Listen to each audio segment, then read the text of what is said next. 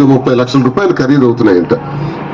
అంత ఖరీదైన స్థలంలో ఆ ఇల్లు ఇచ్చి మీరందరికీ ఇల్లు కట్టుకోవడానికి అవకాశం ఇచ్చాడు. ఇంకా కూడా సౌరీ చెప్తున్నాడు, మరొక 40-50 మందికి ఇళ్ల స్థలాలు ఇవ్వాలండి, పట్టాలు ఇవ్వాలండి, వాళ్ళకి ఇళ్లు కొత్తగా ఇవ్వాలండి అని. ఖచ్చితంగా ఆ పేర్లన్నీ నాకు ఇవ్వమని చెప్పాను. 30 రోజులే ఎన్నికలు ఉన్నాయి. ఈ 30 రోజుల తర్వాత ఇంకా ఎంత మంది అయితే కొల్లిపాడులో ఉన్నారో అంత మందికి కూడా ఇళ్లు ఇస్తామని నేను ఈ సందర్భంగా మీకు తెలియజేస్తున్నాను.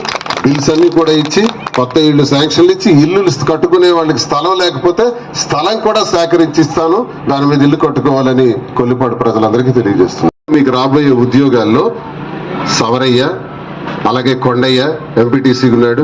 మరి ఇద్దరు ఆధ్వర్యంలో నాకు మీరు ఎంతమంది అయితే నిరుద్యోగులు ఉన్నారో అంతమంది కూడా బయోడేటాలు ఇవ్వండి, మీ తాలూకా రెజ్యూములు తయారు చేసి ఇవ్వండి. అంతమందికి కూడా పోర్టులో ఉద్యోగాలు పెట్టిస్తానని మీ అందరికీ ఈ సందర్భంగా ప్రమాణం చేస్తున్నాను.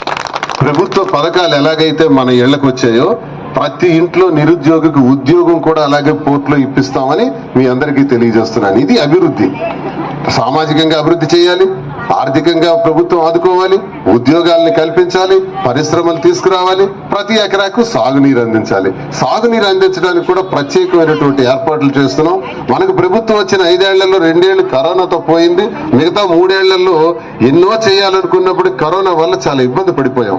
ఆ కరోనా టైంలో మనందరం చనిపోతాం అనుకున్నాం. అప్పుడు మందులు ఇచ్చి, టీకాలు ఇచ్చి, ఇంటింటికి 1000 రూపాయలు ఇచ్చి, బియ్యం ఇచ్చి జగనన్న కాపాడి ఈ టైంలో తక్కువ కాలంలో ఇంత అభివృద్ధి చేశాడు. ఇప్పుడు ఎన్నికలు వచ్చాయి. ఈ ఎన్నికల్లో మీరందరూ జగనన్ననే మళ్లీ ఫ్యాన్ గుర్తుకే ఓట్లు వేసి గెలిపించాలని కొల్లిపాడు గ్రామస్తులందరికీ కూడా, ఈ పంచాయతీ ప్రజలందరికీ కూడా పేరు పేరున కోరుకుంటూ ప్రతి ఒక్కరు ఫ్యాన్ గుర్తుకు ఓట్లు వేసి గెలిపించవలసింది.